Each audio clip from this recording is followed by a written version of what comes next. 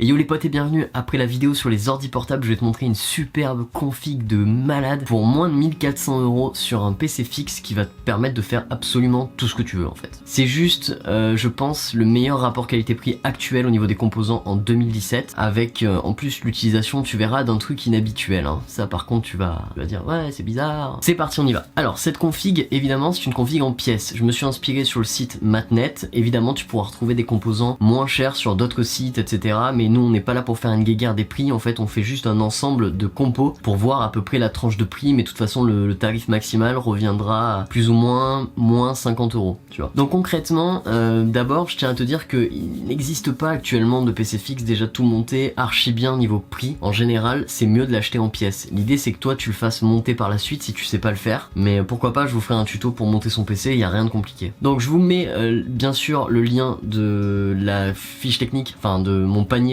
de cette config dans la description, n'hésitez pas à aller check, c'est sur le site Matnet, mais au moins vous avez toutes les références. Maintenant je vais vous expliquer un petit peu en quoi consiste le PC. Alors tout d'abord, pour le processeur, on va partir de là, j'ai choisi le processeur Ryzen 1700 de chez AMD. Alors là vous allez me dire, what the fuck, un processeur AMD? Et ouais mec, parce que AMD vient de sortir le mois dernier les tout nouveaux Ryzen, c'est la nouvelle gamme de chez AMD, donc c'est la gamme 2017, et c'est juste des processeurs hallucinants pour la production. Clairement, les processeurs, ils vont, vous allez voir, dans 1 an, 2 ans, 3 ans, ces processeurs là ils vont tout déchirer, ils vont absolument tout démonter, parce qu'aujourd'hui le processeur Ryzen 1700 coûte 370 €. Pour vous faire un ordre de comparaison, la même chose chez Intel, ça va être un processeur qui va coûter aux alentours des 899 €. C'est vraiment hallucinant. Donc on se retrouve sur un processeur cadencé à 3 GHz, overclockable jusqu'à 3,7 en mode turbo, c'est-à-dire le mode safe, et après si vous êtes chaud de la technique, vous pouvez l'overclocker à 4,2, 4,3, enfin voilà, pas de problème. C'est un processeur 8 cœurs, voilà, donc d'habitude on est sur des 4 cœurs, là on est sur un processeur 8 cœurs excessivement hallucinant en multitâche. C'est un processeur qui va vous permettre d'exploiter des applications de production comme par exemple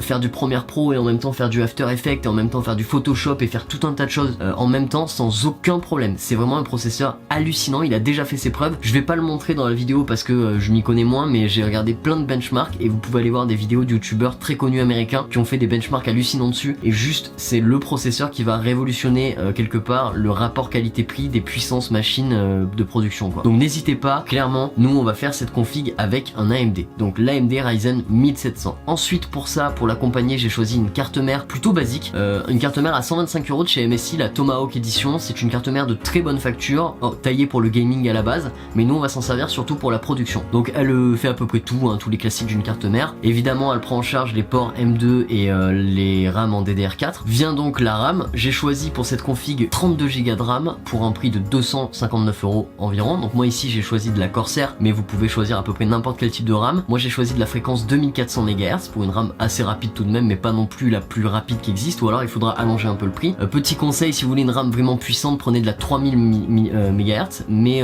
faudra rallonger le prix vers les 300 €. Pour l'accompagner, j'ai utilisé une carte graphique GTX 1060 overclockée en 6 Go. Clairement c'est juste une tuerie actuellement, franchement c'est top. Alors effectivement on aurait pu prendre beaucoup mieux, mais on n'aurait pas réussi à atterrir à un prix à 1300 € config fini. Donc clairement moi je reste sur la 1060, elle suffira amplement pour faire tout tourner en ultra dans les jeux, mais également elle suffira amplement pour une bonne optimisation de CUDA dans Premiere Pro, et ça c'est très cool, vous aurez aucun lag, ça ira nickel. Côté mémoire, j'ai choisi de faire au plus bas pour réduire le prix, donc du coup ce sera bien si vous utilisez des disques durs externes et si vous maintenez votre travail dans les disques durs différents. Donc j'ai choisi d'utiliser un SSD en port M2 connecté en PCI Express. Alors si pour vous c'est du chinois ce que je raconte, ne vous inquiétez pas, pour vous expliquer c'est très simple. Avant on utilisait des fils pour connecter nos disques durs, aujourd'hui on utilise des cartes qu'on enfonce dans des fiches. Du coup ça fait que le contact est beaucoup plus rapide, du coup notre SSD va beaucoup plus vite. On a des débits théoriques qui peuvent passer du simple au triple, au double, au quadruple, etc. Là on est plutôt sur un débit x4 par rapport à un SSD classique, donc on passe de 500 ms à 2000 ms.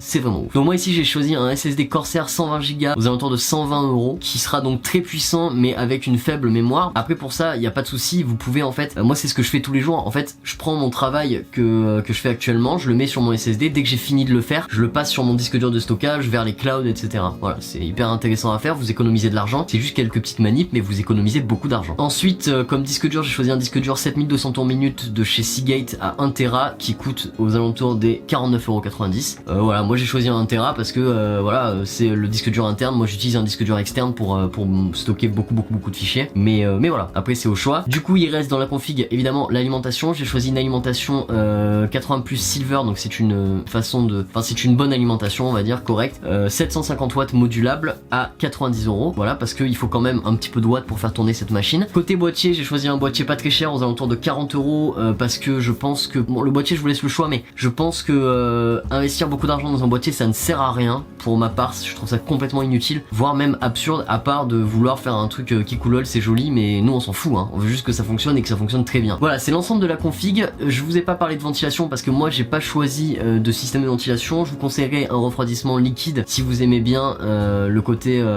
bon bah voilà, plug and play du refroidissement liquide. Sinon je vous conseillerais évidemment un bon ventirad, donc vous pouvez trouver ça aux alentours de 60 à 80€ pour les meilleurs. Du coup le tarif se rallongera un petit peu, on passera de 1330€ à 1400, mais voilà, hein, pour cette gamme de prix on est clairement dans une puissance hallucinante. Donc concrètement, si on simulait le bench de ce PC là sur sur Premiere Pro, on aurait parmi les performances les plus ouf qu'on puisse trouver, hein. Évidemment il y a toujours mieux, mais on est vraiment on est bien plus haut que tout ce qui se fait actuellement. Enfin franchement on est vraiment dans une très bonne moyenne. C'est un PC de dernière génération 2017 qui cartonnera sa maman. Voilà les potes, j'espère que ça vous a plu. Si vous avez plein de questions dans les commentaires, et si vous voulez venir parler et débattre à propos du Ryzen de chez AMD que j'ai choisi de sélectionner à la place d'un i7, et ben venez, sachez que je suis très ouvert à votre discussion. Et puis en tout cas n'oubliez pas que cette vidéo ce n'est que mon avis, c'est que ma petite config à moi que j'aimerais avoir. En tout cas n'hésitez pas, si vous avez besoin d'une très bonne config de montage gaming, c'est vraiment un truc de malade. En tout cas niveau montage et production, vous allez pouvoir faire des merveilles avec ça. Si c'est vraiment que pour le gaming que vous voulez cette config, remplacez le Ryzen de chez AMD plutôt par un i7 ou plutôt par un i5 même, parce que effectivement les corps i5 sont quand même, i5 et i7 sont quand même un petit peu meilleurs dans le monotage pur et dur, donc dans un jeu tout seul c'est un petit peu meilleur, mais franchement la différence est vraiment minime. J'espère que ça vous a plu, on se retrouve demain pour un nouveau vlog. À ciao les potes, n'hésite pas à t'abonner, partage la vidéo, ça fait plaisir, mets un petit pouce bleu et surtout donne-moi ton avis dans les commentaires. À demain, c'est parti, ciao bam.